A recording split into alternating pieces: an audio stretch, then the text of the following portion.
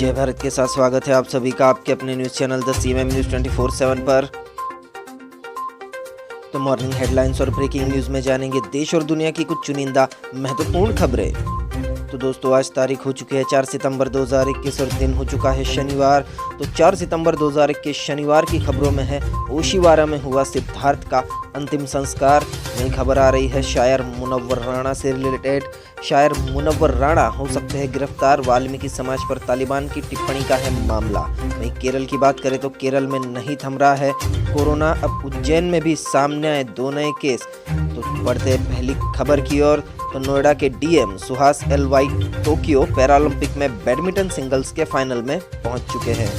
जी हाँ दोस्तों, Tokyo Paralympic में भारत के पैराशटलर सुहास एलवाई ने बैडमिंटन पुरुष एकल SL4 के सेमीफाइनल में सेतिया वान को हराकर फाइनल में जगह बना ली है। इसी के साथ सुहास का सिल्वर मेडल भी पक्का हो गया है।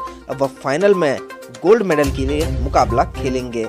देखते अगले समाचार में है कोरोना की तीसरी लहर की आहट।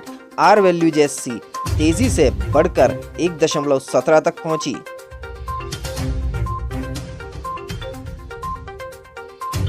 तो कोरोना वायरस संक्रमण के मामले देश में एक बार फिर रफ्तार पकड़ रहे हैं। भारत की आर वैल्यू एक बार फिर से 1 से ज्यादा हो गई है, जिससे कोरोना की तीसरी लहर का खतरा बढ़ गया है। शोधकर्ताओं का कहना है कि कोरोना वायरस महामारी कितनी तेजी से फैल रही है, ये बात वाली आर वैल्यू पिछले एक पखवाड़े में तेजी से बढ़कर 1.2 के करीब पहुंच गई है। यह मुख्य रूप से केरल और महाराष्ट्र जैसे राज्यों से प्रेरित है।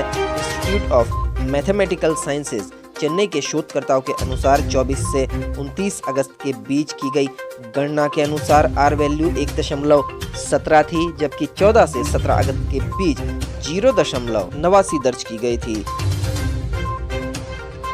बढ़ते अगली खबर की तरफ। तो अगली खबर में है दिल्ली पुलिस ने अपने ही कर्मचारियों को दी चेतावनी, ये नियम न मानना पड़ेगा बहुत भारी।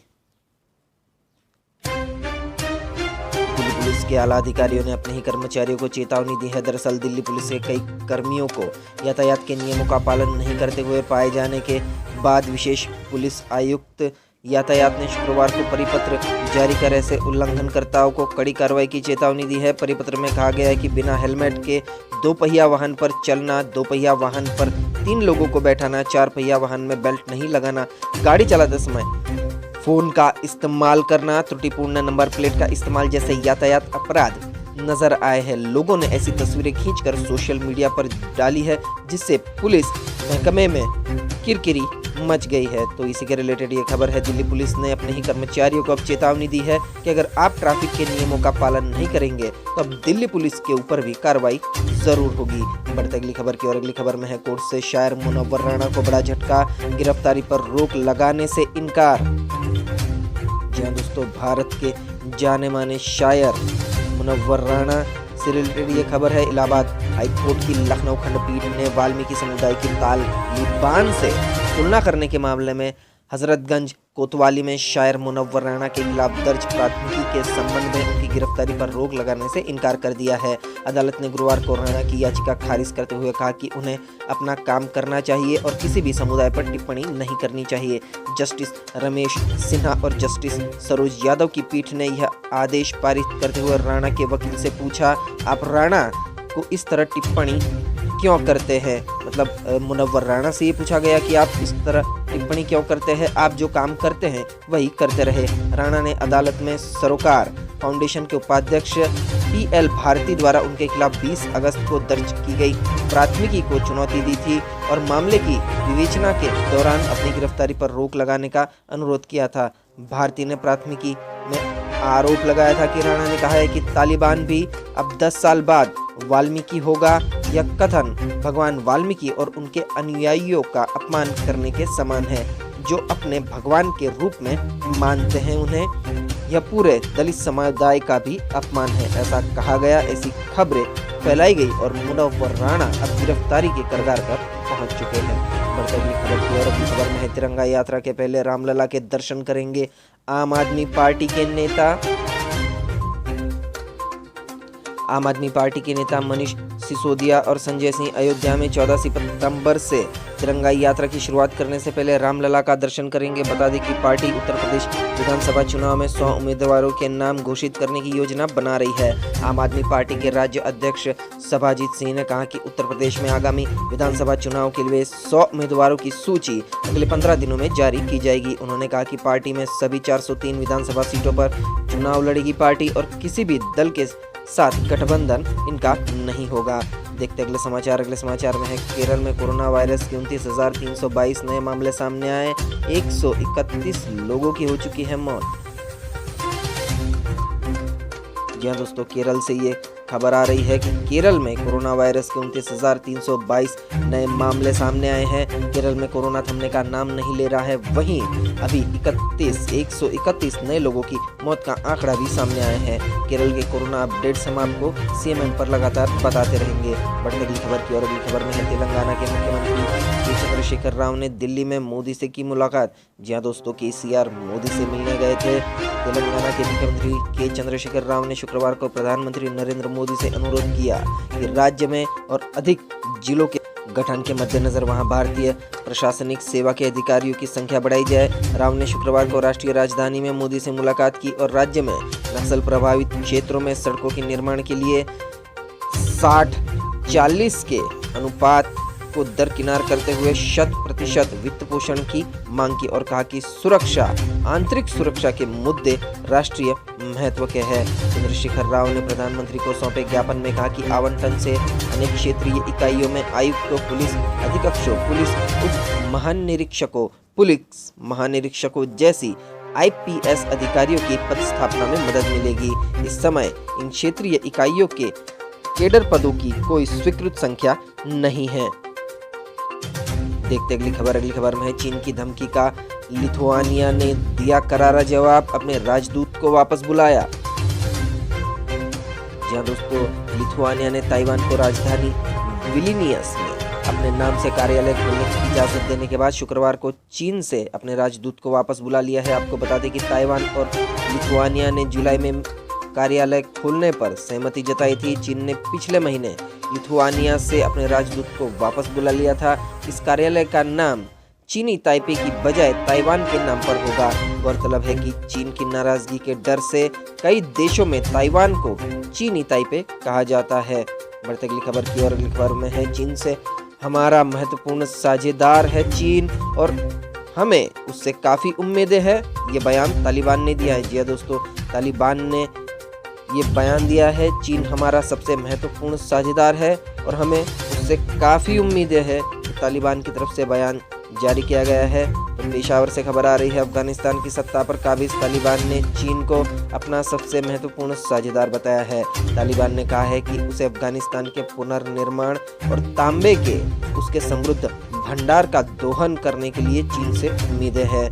युद्ध से परेशान अफगानिस्तान व्यापक स्तर पर भूख और आर्थिक बदहाली की आशंका का सामना कर रहा है। तालिबान के प्रवक्ता जबीहुल्लाह मुजाहिद ने कहा कि उनका संगठन चीन की वन बेल्ट वन रोड का पहल का समर्थन करता है, जो बंदरगाहों, रेलवे, सड़कों और औद्योगिक पार्कों को विशाल नेटवर्क के जरिए चीन को अफ्रीका, एशिया और यूरोप से जोड़ेगी। तो ये तालिबान की तरफ से बयान आया है। बढ़ते अगले समाचार की ओर ये खबर आ रही है लंदन से, महारानी एलिजाबेथ अभी स्वस्थ है लेकिन अंत्येष्टि का कार्यक्रम हुआ सार्वजनिक। जी हाँ दोस्तों, लंदन की महारानी एलिजाबेथ अभी भी जीवित है, फिर भी उनकी काफ़ी उम्र हो चुकी है और इसी के रिलेटेड ये खबर है कि उनके मरने से पहले ही उनकी अंत्येष्टि का कार्यक्रम सार्वजनिक हो चुका है। जहाँ दोस्तों ब्रिटेन में वयोवृद्ध महारानी एलिजाबेथ द्वितीय 95 साल की हो चुकी है। उनके निधन के बाद की औपचारिकताओं के लिए प्रशासन ने जो योजना बनाई थी वह सार्वजनिक हो गई है। इसको लेकर सरकार भी भारी फजीहत हो चुकी है। लंदन सरकार और प्रशासन को भी समझ नहीं आ रहा है कि इसको लेकर वह किस तरह की सफाई दे और कैसे खेद प्रकट करे। पूरी योजना को ऑपरेशन लंदन ब्रिज का नाम दिया गया है। आपको बता दें कि योजना के अनुसार ब्रिटिश साम्राज्य का सबसे लंबे समय तक नेतृत्व करने वाली महारानी को निधन के 10 दिन बाद दफनाया जाएगा। इसी बीच उनके पुत्र और उत्तराधिकारी प्रिंस चार्ल्स ब्रिटिश साम्राज्य के 4 देशों इंग्लैंड, नॉर्दर्न आयरलैंड, स्कॉटलैंड और वेल्स का दौरा करेंगे। 3 दिन तक महारानी का पार्थिव शरीर लंदन स्थित ब्रिटिश संसद में रखा जाएगा। जहां उन्हें देश विदेश के प्रमुख लोग श्रद्धांजलि देंगे। यहां पर देश के नागरिकों को भी आने की अनुमति होगी। इस दौरान सुरक्षा के कड़े बंदोबस्त भी किए जाएंगे, इसीलिए यह योजना तैयार की गई थी। साथ ही लंदन में खाने पीने के सामान की कमी न हो, इसके लिए अलग से योजना बनाई गई है। राष्ट्रीय शोक और सार्वजनिक अवकाश तक का बन चुका था प्लान। जी हाँ दोस्तों, तो ये खबर अब लीक हो चुकी है, जो मैंने आपको सीएमएम अपडेट्स में बता दी। बढ़ते अगली खबर की ओर, तो अगली खबर में है सिद्धार्थ का आखिरी सफर। सिद्धार्थ के अंतिम संस्कार में सुशांत की यादें ताज़ा। बारिश के बीच दी गई मुखाग्नि, मां बहनों के साथ गर्लफ्रेंड शहनाज भी पहुंची थी अंतिम संस्कार में। जी हाँ दोस्तों, एक्टर सिद्धार्थ शुक्ला का शुक्रवार को 3:30 बजे ओशिवरा शमशान घाट पर अंतिम संस्कार कर दिया गया। अंतिम संस्कार ब्रह्मा कुमारी रीति रिवाजों के मुताबिक हुआ। सिद्धार्थ बचपन से इस संस्था से जुड़े थे। शमशान घाट पर सेलिब्रिटीज और फैंस की भीड़ ने उन्हें अंतिम विदाई दी।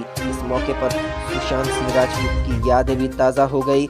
सिद्धार्थ के अंतिम संस्कार पर भी बारिश हो रही थी और सुशांत के वक्त भी ऐसा ही था। सुशांत के वक्त भी बहनें शमशान तक आई थी। सिद्धार्थ की मां और बहनें भी इस वक्त शमशान तक आई थी। उनकी गर्लफ्रेंड शहनाज भी बदहवासी की हालत में पहुंची थी। सुशांत के वक्त भी उनकी गर्लफ्रेंड रिया चक्रवर्ती भी इसी हालत में पहुंची थी।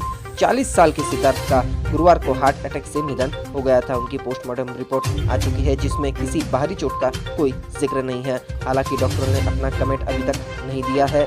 विसरा की फोरेंसिक जांच के बाद ही डॉक्टर सिद्धार्थ की मौत को लेकर कोई बयान जारी करेंगे।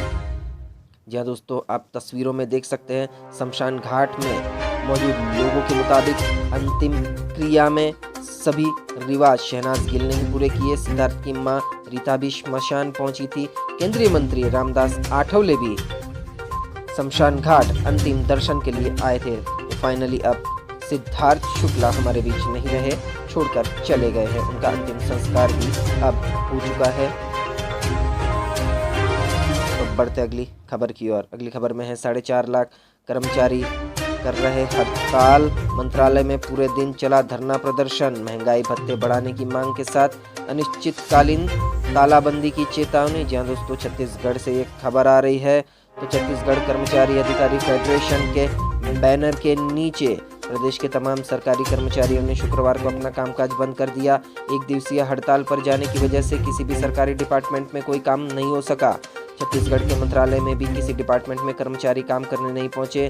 कलेक्टर और पर्यटन विभाग, शिक्षा विभाग के कई कर्मचारियों का दल बाइक रैली निकालकर रायपुर के धरना स्थल पर पहुंचा। यहां कर्मचारियों ने दिन भर सभी बड़ी संख्या में जमा होकर धरना दिया था। आपको बता दें कि कर्मचारी अधिकारी फेडरेशन के प्रांतीय संयोजक कमल वर्मा ने बताया कि एक दिवसीय अवकाश को लेकर हम विरोध कर रहे हैं। प्रदेश के कर्मचारी महंगाई भत्ते की मांग पर आवाज बुलंद कर रहे हैं, तो इनको महंगाई भत्ता चाहिए। उसके लिए यह आंदोलन चला रहे हैं कर्मचारी। सभी कर्मचारी चाहते हैं कि बढ़ती महंगाई के साथ उन्हें महंगाई भत्ता भी नई तरह से दिया जाए। कर्मचारी 28% महंगाई भत्ते की मांग कर रहे हैं। बढ़ते अगली खबर की ओर। अगली खबर में है अहमदाबाद की दुर्घटना। अहमदाबाद में कालपुर इलाके में जर्जर 2 मंजिला इमारत गिरी।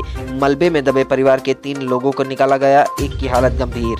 जी दोस्तों, तस्वीरों में आप देख सकते हैं अहमदाबाद के कालपुर इलाके में पूरा घर धराशायी हो गया है। तो अहमदाबाद के शहर कालपुर इलाके की भंडारी पोड़ में आज सुबह एक पुरानी 2 मंजिला इमारत ढह गई। इसके मलबे में 3 लोग दब गए। फायर ब्रिगेड और रेस्क्यू टीम ने 2 लोगों को बाहर निकाल लिया, जबकि अन्य एक की तलाश जारी है। वही रेस्क्यू किए गए एक शख्स की हालत गंभीर है, जिसे सिविल अस्पताल में भर्ती करवाया गया है। आपको बता दें कि यह इमारत जर्जरी थी। स्थानीय लोगों के बताने के अनुसार भंडारी पोड़ में स्थित यह इमारत 60 से 70 साल पुरानी थी, जर्जर हालत में थी। इसके बावजूद इसमें परिवार में पिता, पुत्र और बहू रहते थे, जो हादसे का शिकार हो गए हैं। बढ़ते अगली खबर की ओर। अगली खबर है उज्जैन से। उज्जैन में बढ़ रहे कोरोना के मरीज। 2 महिला कल पॉजिटिव आई। आज उनके बुजुर्ग पति भी कोरोना पॉजिटिव। शहर में अब 3 पॉजिटिव, तीनों ही घर पर आइसोलेटेड। जी हाँ दोस्तों, उज्जैन में कोरोना पॉजिटिव मरीजों की संख्या बढ़कर 3 हो गई है। शुक्रवार की शाम को एक और मरीज महिला कोविड पॉजिटिव आई थी। ये उन्हीं के पति हैं और इनकी उम्र 73 वर्ष बताई जा रही है। उनके पति को भी अब कोरोना हो गया, इस वजह से स्वास्थ्य विभाग की टीम ने विशेष निगरानी में रखा है। फिलहाल यह तीनों पॉजिटिव मरीजों को अपने घर पर ही उपचाराधीन रखा गया है। दरअसल गुरुवार को महिला के पॉजिटिव आने के बाद उनके संपर्क में आए लोगों के नमूने लिए गए थे। बताया जा रहा है कि उनको भी कोरोना पॉजिटिव आ चुका है। दरअसल महिला की मिक्सी रोड पर एक फैक्ट्री है, इसलिए परिवार के साथ फैक्ट्री के सभी लोगों के नमूने लिए गए हैं, लेकिन केवल 73 वर्षीय पति को ही कोरोना की पुष्टि हुई है। के साथ 3 लोगों की भी पुष्टि सामने आई है। इसके पहले 30 अगस्त को एक बैंक कर्मी और भी कोविड पॉजिटिव आए थे। तो उज्जैन में भी कहीं न कहीं कोरोना अभी तक पनप रहा है। बढ़ते अगली खबर की ओर। तो अब जानते हैं मौसम का हाल कैसा रहेगा। पूरे भारत के मौसम का पूर्वानुमान। तो अगले 24 घंटों के दौरान अंडमान और निकोबार द्वीप समूह, हिमालय, पश्चिम बंगाल, आंध्र प्रदेश और तेलंगाना के कुछ हिस्सों में हल्की से मध्यम बारिश के साथ कहीं कहीं भारी बारिश हो सकती है। विदर्भ, कोंकण और गोवा, कर्नाटक और तमिलनाडु के कुछ हिस्सों में हल्की से मध्यम बारिश के साथ 1-2 स्थानों पर तेज बारिश हो सकती है। स्काईमेट वेदर के अनुसार पूर्वोत्तर भारत, बिहार के कुछ हिस्सों, उत्तर प्रदेश, झारखंड, छत्तीसगढ़, मध्य प्रदेश, ओडिशा और उत्तराखंड में हल्की से मध्यम बारिश संभव है। पूर्वी राजस्थान, गुजरात के कुछ हिस्सों, आंतरिक कर्नाटक, केरल, हिमाचल प्रदेश, गंगीय पश्चिम बंगाल और लक्षद्वीप में भी हल्की बारिश संभव है। तो इसी के साथ मॉर्निंग हेडलाइंस, ब्रेकिंग न्यूज, देश और दुनिया की महत्वपूर्ण चुनिंदा खबरें यहीं समाप्त होती है। वीडियो को पूरा देखने के लिए आप सभी का बहुत बहुत धन्यवाद। देश और दुनिया की ताज़ा तरीन खबरों के लिए सब्सक्राइब कीजिए द सीएमएम न्यूज़ 24/7 को और बेल आइकन को भी प्रेस कर दीजिए ताकि हर रोज़ की बड़ी खबरें आपके मोबाइल पर मिल जाए। मिलते अगले न्यूज़ अपडेट के साथ। आपका दिन खुशनुमा रहे। Thank you, take care, goodbye, जय भारत।